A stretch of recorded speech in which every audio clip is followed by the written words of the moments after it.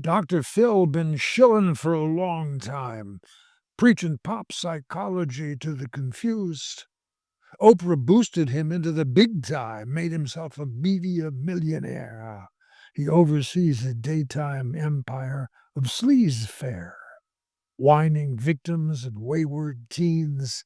Now he's got a whole new scheme.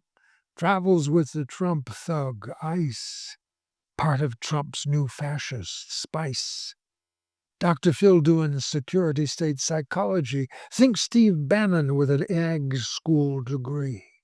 Dr. Phil, now a Trump Vichy Republican tool, doing oversight for jackbooped diplomacy. Innocent people shackled by thugs with guns, while Dr. Phil does feel-good media fun. Dr. Phil, been shilling for a long time.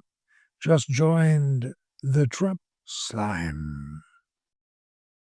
We currently live in the most dystopian timeline possible because Dr. Phil is currently in Chicago, where I live and where I'm building my studio, so he can film the routine ICE deportations and then blast it on TV to act like Trump is actually doing the mass deportations he promised when he's not. And a lot of Trump supporters are realizing that they're just doing the routine deportations with extra racism sprinkled on top. For example, the U.S. Immigration and Customs Enforcement posted a few days ago, enforcement updates, 538 arrests, 373 detainers lodged. And someone responded, in 2024, ICE deported 271,500 individuals. If you divide that by 365 days, that's about 745 deportations in a day. Well, you mentioned Dr. Phil, the daytime talk show host. I did want to ask you about that because he is now apparently joining in on Trump's immigration crackdown or getting access to it. He filmed at the ICE command center in Chicago, even questioned a detainee with Tom Homan, the head of ICE. Do you know why Dr. Phil, a TV personality, is getting involved in all of this, getting all this access? What's going on?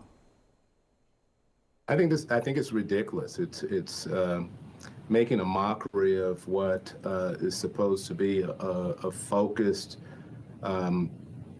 if it's law enforcement, if it's focusing on criminals, you don't invite folks like that who have no law enforcement background to be embedded within. I think it's inappropriate. I think it's done for the show, and I think it's done to upset community and to score political points with those who want to divide. A big push to put diversity into the FAA's program. Then another article, the Federal Aviation Administration, this was before I got to office, recently, second term.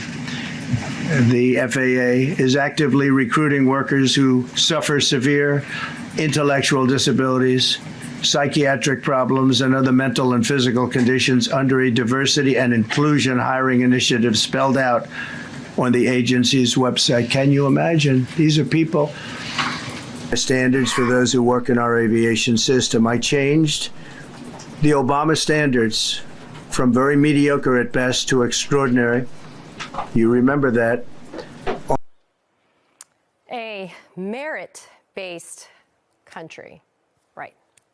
On his first day back in the Oval Office, Donald Trump signed an executive order ending what he called, quote, radical and wasteful diversity, equity, and inclusion programs in federal agencies. It's unclear how many workers ultimately will be affected, but what is evident is the impact this will have on the government and the country. Trump makes only one demand of those in the felonocracy. It's simple and plain for all to see. Trump says, you have to lie for me. Nothing about democracy or morality, just pure, unadulterated hypocrisy. What a repulsive display. Just gross. I say it all the time. Donald Trump is a psychopath. Not psychotic. That's very different. He is a stone cold psychopath, like Ted Bundy. Yeah. And surprise, he's lying. He did not raise standards for air traffic controllers, and President Biden did not lower them. Neither did President Obama. That is a bold-faced lie. Shocker. My name is Suri Crow, and you're watching the Midas Touch Network. Well, this is where we are now. We can't remotely expect the president to behave like a human in the middle of a national tragedy. As David Axelrod points out, even as the hunt for bodies continues, and before an even preliminary probe could be completed, the president incredibly, despicably appears to blame the plane crash in Washington on DEI programs at the FAA and turns a moment of national tragedy into a craven political opportunity. Of course he does. My administration has taken action to abolish all discriminatory diversity, equity, and inclusion nonsense. And these are policies that were absolute nonsense throughout the government and the private sector. With the recent yet somewhat unexpected great Supreme Court decision just made, America will once again become a merit-based country. Trump's actions echo President Woodrow Wilson's then unprecedented segregation of federal offices in 1913. There was no official law, no executive order, just guiding policy. But that policy led to blacks being segregated or just summarily dismissed from federal positions nationwide. For example, in 1914, Wilson required a photo from all federal job applicants to make it easier for racial screening. And those black workers who managed to keep their jobs, they were often subjected to inhumane and degrading treatment.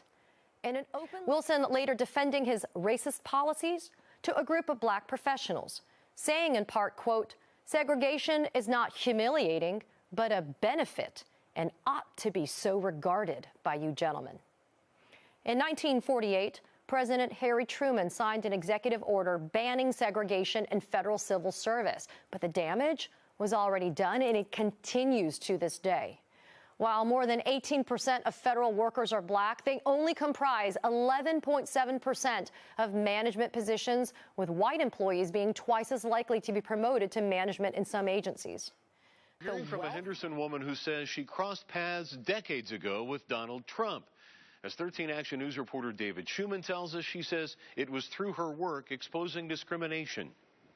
I've always been interested in civil rights. In the 1970s, Sheila Morse found a way to expose discrimination in New York City. If a minority was denied something, seemingly because of race, Sheila stepped in. They would send in a Caucasian tester and see if, in fact, it was true. At this building in Brooklyn, New York, a black man was told there were no apartments to rent. One day later, enter Sheila. It was her turn to try and rent the place. He greeted me with open arms, showed me the apartment, he opened every door, every cabinet. He didn't know what else to show me to convince me to take the apartment. Sheila then revealed who she was, and she says he knew the jig was up. What can I do? I'm sorry, but this is what my boss told me to do. I'm following directions.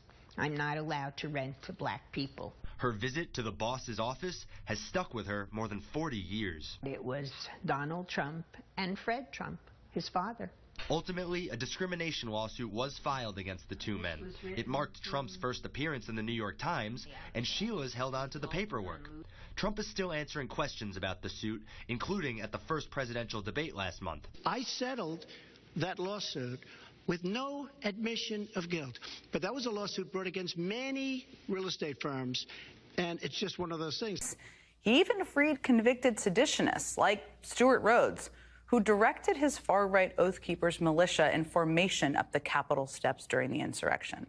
And on Saturday, just days after leaving jail, Rhodes appeared at Donald Trump's rally in Las Vegas, standing right behind the president and Vice President J.D. Vance. That wasn't by accident, by the way.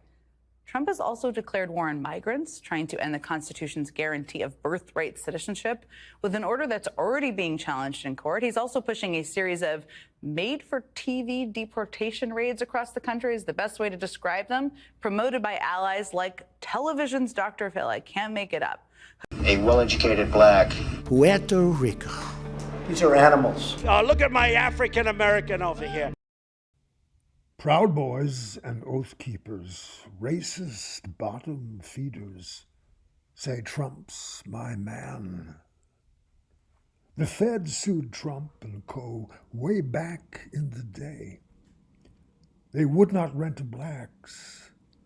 Trump racism His racism there for all to see. Black lives matter, not to Trump. The racism you see today will have doubled by tomorrow. Remember the Obama birther lie? Or the Central Park New York Times ad condemning 5 innocent black kids? A lynch mob mentality won't stop. It's from the racist at the top. Kash Patel seeks the deep state, but race baiting won't wait. Count the red states and see the rebirth of the old Confederacy.